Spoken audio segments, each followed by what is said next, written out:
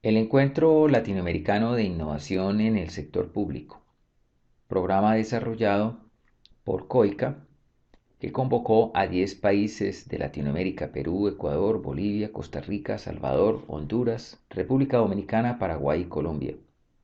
Se desarrolló el primer encuentro en abril de 2017. El segundo encuentro se realiza en octubre 21-22 hasta el 27 de 2019. ¿Cuáles fueron los temas? Los principales temas: el primer tema, la innovación en política pública para la anticorrupción, la innovación en la gestión del talento humano de los servidores públicos y la innovación en el gobierno electrónico. Precisamente, la innovación e internacionalización, factores claves para el desarrollo económico y social. Parece ser esa la clave fundamental en el desarrollo económico y social de Corea. La experiencia nos llevó entonces a trabajar en tres aspectos fundamentales. Y entonces aquí vamos a referirnos a estos tres puntos. Primero, el convenio de cooperación entre el gobierno de Corea y la alcaldía de Bucaramanga.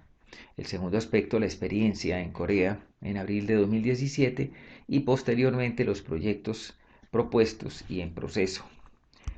En cuanto al convenio de cooperación desarrollado inicialmente en enero de 2016, precisamente podemos decir que se establece este convenio entre el gobierno coreano y el gobierno de la alcaldía de Bucaramanga. En junio de 2016 llega el doctor Bell Park, un experto en internacionalización y desarrollo empresarial de COICA, la Agencia de Cooperación Internacional del gobierno coreano.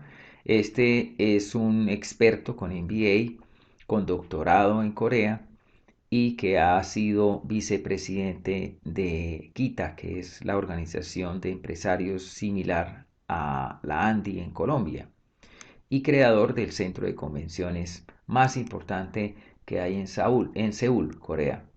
De manera que empezamos el proceso de trabajo con el Dr. Bell, que nos permitió en enero de 2017 la aprobación precisamente del convenio y del encuentro latinoamericano al cual estamos haciendo referencia hoy.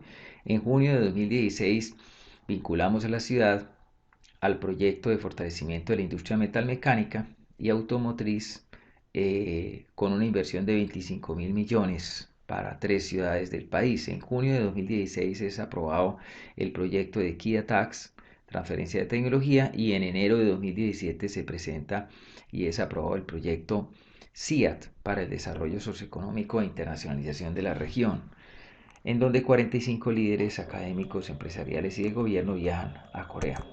Esto es en general. Ahora, para hablar ya de manera específica de la experiencia de Corea en el año 2017, en abril de 2017, pues ya hablamos de los temas centrados en la innovación, de política pública, de gestión del talento humano y de gobierno en línea. Este encuentro nos permite exponer el caso de Bucaramanga, derrotando la corrupción, y nos permite empezar a trabajar en el proyecto de jóvenes con oportunidades o proyecto de vida inteligente, basado en valores y principios, y nos permite visitar el Instituto para el Avance de la Ciencia y la Innovación en Corea como el Centro de Innovación o Parque Techno Valley en Corea. Esto nos abre entonces un camino interesante, que iniciamos a recorrer desde esa época. Ahora, una reflexión central es cómo Corea pasa de la pobreza en el año 70, en los años 70 del siglo pasado, a, a convertirse en la octava potencia del mundo. Lo que hemos básicamente estudiado es que Corea logró pasar de la pobreza y la guerra a convertirse en la octava potencia del mundo, pasando de un ingreso per cápita de 63 dólares en el año 70 a 27.000 dólares en el año 2016, y un ingreso promedio de un coreano de 2.000 dólares mensuales. Los factores parecen ser alrededor de la innovación, o sea, tres factores que estamos anotando todos alrededor de la innovación. La innovación en el sector público para convertirlo en altamente eficiente, competitivo, transparente y cero tolerancia a la corrupción. El segundo factor de innovación, innovaron en un sistema educativo hasta alcanzar los mejores estándares. Innovaron en la planificación y el desarrollo de la economía. Se propusieron lograr ser competitivos apoyándose en las ventajas comparativas dinámicas y no en las estáticas. Esto fue estudiado por el premio Nobel Joseph Stiglitz en su libro Sociedades de Aprendizaje, proyecto de investigación desarrollado en la Universidad de Columbia con dos premios Nobel adicionales. Joseph Stiglitz entonces encuentra que Corea se basó precisamente en las ventajas comparativas dinámicas. ¿De qué estamos hablando? Estamos hablando que logró visionar, establecer su visión en lo que básicamente iba a ser importante en el desarrollo de la economía global. En ese momento Corea basaba su economía en el arroz, en la siembra de arroz, eran cultivadores de arroz. Si hubieran fijado la planificación y el desarrollo en las ventajas comparativas estáticas, entonces hoy serían un país eh, mundialmente conocido por la tecnificación en el cultivo del arroz. Hubieran proyectado, digamos, su estrategia de desarrollo en lo que tenían en ese momento. Pero contrario a eso, desarrollaron la industria de la siderurgia pesada y empezaron a trabajar en la petroquímica a pesar de que no tenían petróleo. Y posteriormente, como ya sabemos, fueron desarrollando otras industrias a partir de estas fortalezas que fueron desarrollando. Entonces incursionaron en la industria automotriz y posteriormente en las tecnologías, y todo apoyado básicamente en la innovación. ¿Qué nos llamó la atención entonces o qué estudiamos frente a los tres temas que hemos estado mencionando sobre la innovación? La innovación en política pública para la anticorrupción, la innovación en la gestión del talento humano y la innovación en el gobierno. Entonces, ¿cuáles son los retos básicamente en estos procesos? ¿Es posible un gobierno funcionando sin corrupción? ¿Es eso posible?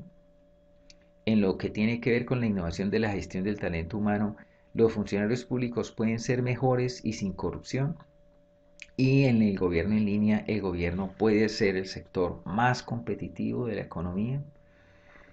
Obviamente estuvimos trabajando sobre estos tres paradigmas, encontrando que precisamente Corea logró avanzar de manera importante en estos temas, basado en estos tres temas.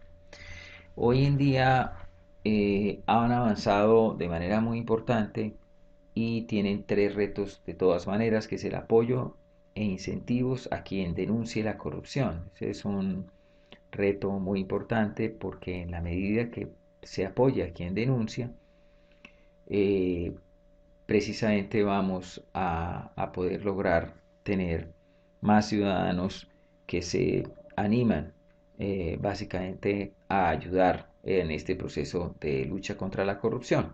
En Colombia pasa un poco lo contrario todavía, es decir, el caso Pisano y otros casos nos dejan ver que todavía en Colombia es al contrario, digámoslo, es discriminado eh, quien finalmente y abandonado, quien denuncia la corrupción.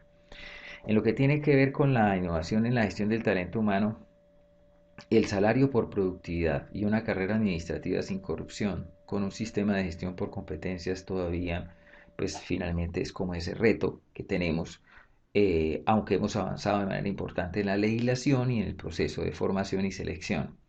En lo que tiene que ver con el gobierno en línea, pues encontramos que la educación y la cuarta revolución industrial es todavía un reto. Las ciudades digitales e inteligentes, en ese proceso estamos caminando, y los gobiernos están usando las nuevas tecnologías. El gobierno apoyando al sector productivo, pues todavía en eso tenemos mucho recorrido.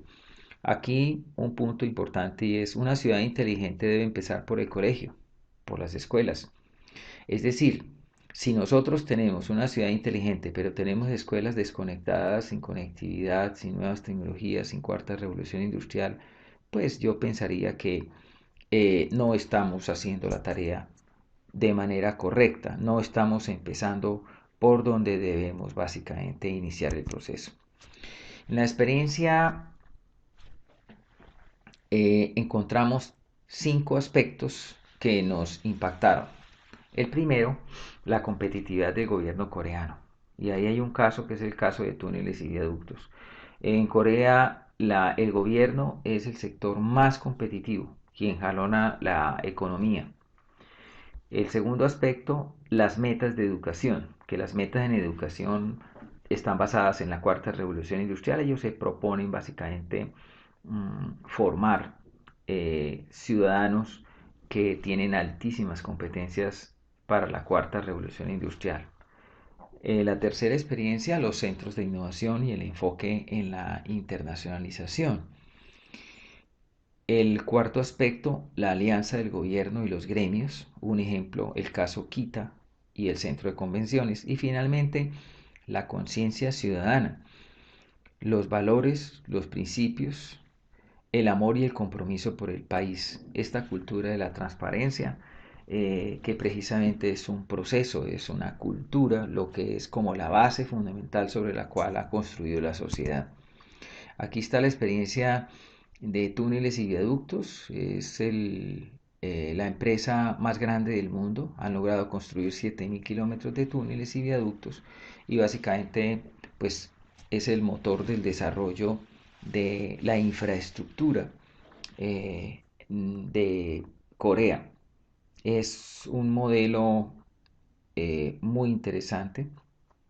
Permitió que Corea hoy tenga estos 7.000 kilómetros de túneles y viaductos y que entonces tenga una infraestructura para el transporte de carga y el transporte de las personas a lo largo y ancho de ese país. Es un país pequeño que tiene una área geográfica una décima parte de lo que es Colombia y hoy está perfectamente conectada en todas las ciudades con superautopistas construidos basadas en túneles y en viaductos, con una geografía parecida a la nuestra, es decir, montañas eh, y llanuras, pero pues finalmente hoy tiene una conectividad excelente. Entonces este es un ejemplo de cómo desde el Estado se pueden construir empresas altamente competitivas. El segundo tema fundamental son las metas en educación. ¿Cómo están preparando básicamente eh, los colegios para la cuarta revolución industrial en los 14.000 colegios a lo largo y ancho de Corea? El diseño de aplicaciones en móviles en el bachillerato y todos los profesionales desarrollarán sus propias aplicaciones. Es un poco el reto que tienen y eso nos lo explicaba el asesor del Ministerio de la Planificación Futura. Bien, el tercer tema tiene que ver con los centros de innovación y la internacionalización. Esa visión clara y finalmente el énfasis en la internacionalización. Entonces, cómo básicamente estos centros de innovación, que fueron 8 los que fueron la base básicamente del desarrollo de la innovación en los diferentes sectores, eh, cómo conciben el centro de innovación. Y uno de los aspectos al visitar Tecnovalley que encontramos es cómo están articulados, es decir, el centro de innovación que tiene investigación, tiene biotecnología, tiene nanotecnología, tiene desarrollo de software, tiene el emprendimiento, la asesoría de las empresas, tiene también el estudio y la internacionalización, es decir, el marketing internacional. Lo que sorprende es que todo está prácticamente en un solo sitio, como aquí lo podemos ver en esta gráfica. Y nada que se esté investigando, nada que se está trabajando con la biotecnología, la nanotecnología o el desarrollo de software, nada de esto finalmente está desconectado con el mundo. Es decir, primero se investiga a nivel internacional cuáles son las necesidades, qué es lo que está requiriendo o lo que va a necesitar en el futuro la economía y que tenga mercados internacionales y después se investiga. Entonces todo está totalmente articulado, todo está muy conectado y entonces están investigando y desarrollando precisamente lo que ya tiene mercado. Ese es un tema muy importante, es un concepto básico que en nuestro país, digámoslo, es uno de los grandes problemas. Los investigadores van por un lado, el desarrollo de software va por otro, los emprendimientos, cada uno hace lo que le parece, y por eso finalmente no le estamos apuntando a los mercados nacionales y a los mercados internacionales. Hay una desarticulación. Estos centros de innovación entonces logran esta articulación y logran concentrarse para ser altamente efectivos. Esa es una tarea básicamente que nos corresponde a nosotros y es la articulación del ecosistema a partir de los centros de innovación. Hoy en día Corea está construyendo 17 centros de innovación para la economía creativa. Siguen entonces basándose en los centros de innovación para el desarrollo básicamente de la economía. El cuarto aspecto es la alianza entre el gobierno y los gremios. Un ejemplo de ello es precisamente el Centro de Convenciones COEX, que precisamente fue el que construyó Bell Park. Allá estuvimos visitando el COEX con el actual presidente de Kita, que integra 90.000 empresas en Corea. Es un modelo de cómo trabaja el gobierno perfectamente integrado y articulado con el sector productivo y la academia, la universidad. En cuanto a los proyectos del orden regional, entonces tenemos 6 iniciativas que finalmente han tenido como motor precisamente este convenio de cooperación entre el gobierno coreano y el gobierno de Bucaramanga. La primera cumbre de la innovación social se desarrolló precisamente en el año 2017 para lograr llevar esto del interés en la innovación a la universidad. Y participaron todas las universidades y participó el sector productivo, los gremios, las empresas y también participó el Estado. Durante 6 días estuvimos trabajando más de 3.000 académicos, empresarios, estudiantes, alrededor de el concepto de la innovación social que es tan importante para el desarrollo económico de la sociedad, que es tan importante para poder avanzar como sociedad. El gobierno electrónico del sector rural también nos ha permitido que hoy los campesinos de las veredas puedan estar vendiendo directamente los productos en sus mercadillos populares. En esto hemos tenido precisamente el apoyo de Corea con un experto. Los jóvenes con oportunidades, la escuela inteligente, se hizo un piloto en el Colegio Café Madrid y se ha avanzado de manera importante. Esto pues obviamente será asunto para aplicar en los próximos gobiernos. La innovación empresarial. En este aspecto se participó en el proyecto de Kia Tax y se logró concebir el proyecto CIAT, que es el gobierno país, es el proyecto país de COICA, que nos permitió entonces llevar a 30 líderes de la región, faltan otros 15 en el próximo año, y esto nos va a permitir o nos permitió ya desarrollar el plan de internacionalización global o, digámoslo, contribuir de manera importante al plan de internacionalización con el apoyo de Belpar. Y en este caso, entonces, se logra desarrollar con la Cámara de Comercio y la participación de la alcaldía, la participación de las universidades, una visión de región que nos permita avanzar en la internacionalización. Para poderlo lograr, sí se va a requerir un trabajo importante para fortalecer los diferentes sectores de la economía y para eso el Centro de Innovación Empresarial y Social será fundamental. Por eso nos encontramos diseñando el modelo conceptual y tenemos que pasar a las siguientes etapas de diseño de este centro de innovación. Bien, aquí está el tema de la cumbre en donde participó básicamente todo el ecosistema. Aquí está el tema de los mercadillos y el sistema de gobierno electrónico y marketing digital para el sector rural. Están los detalles de lo que tiene que ver con jóvenes con oportunidades, y en ese aspecto pues hay cuatro elementos son las competencias en programación, las competencias en planificación, las competencias del espíritu creativo, emprendedor e innovador, y las competencias ciudadanas o de carácter. Entonces, y finalmente el cuarto punto, que es lo que tiene que ver con la innovación empresarial.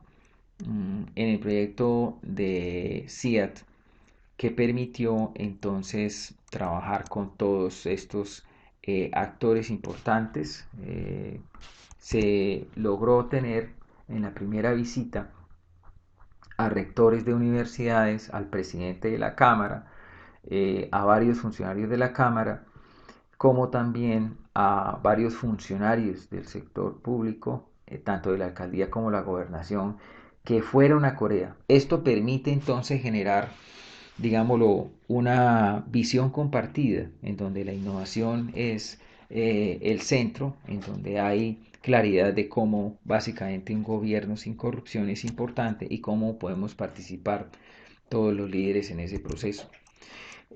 Básicamente, la innovación empresarial y la mejora de la competitividad entonces es como ese gran propósito, y el centro de innovación será el gran proyecto que básicamente nos va a permitir avanzar en la internacionalización. Se produce el plan de internacionalización global que desarrolla la Cámara con el apoyo de las universidades y obviamente contando con el apoyo de todo este proceso de Corea.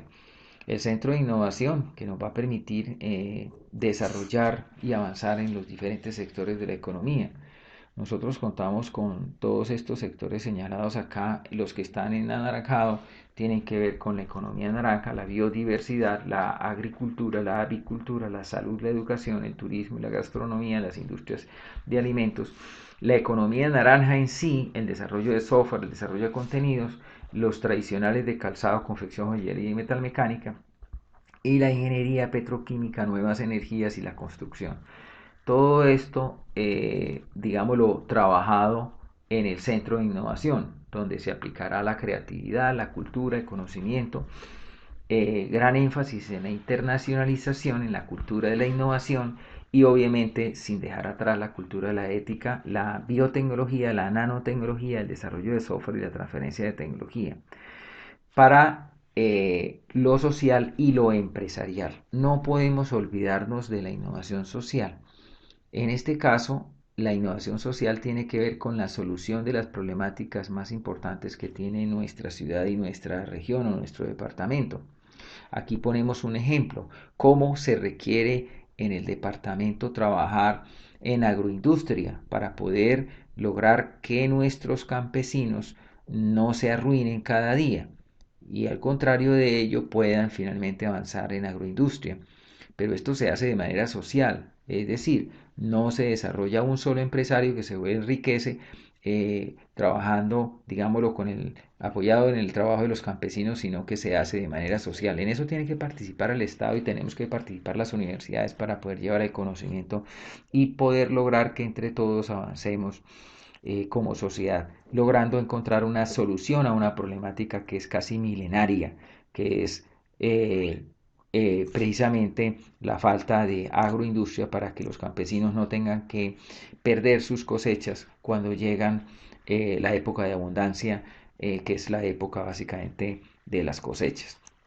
Este es un pequeño ejemplo de cómo la innovación social es clave y fundamental para nuestra región. Sin hablar del tema empresarial, pues ya hemos hablado, aquí está el desarrollo de todos estos sectores y para eso un centro de innovación.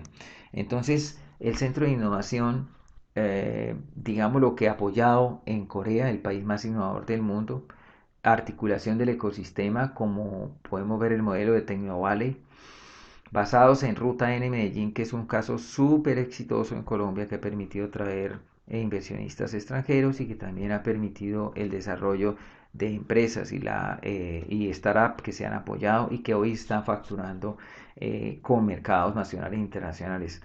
Colciencias y la política pública apunta que son los centros de innovación desarrollados en las regiones y ciudades, básicamente el modelo que nos va a permitir avanzar y el que está apoyado por Colciencias y que entonces tiene recursos de regalías. La UIS y Guatiguará son un punto muy importante de apoyo para este centro de innovación. Las regalías finalmente tendrán norte, esto es muy importante para darle norte a la ciencia y la tecnología y aprovechar las oportunidades que nos dan la economía naranja y el énfasis que está haciendo el gobierno nacional en precisamente los centros de innovación a partir del C Emprende y otros proyectos.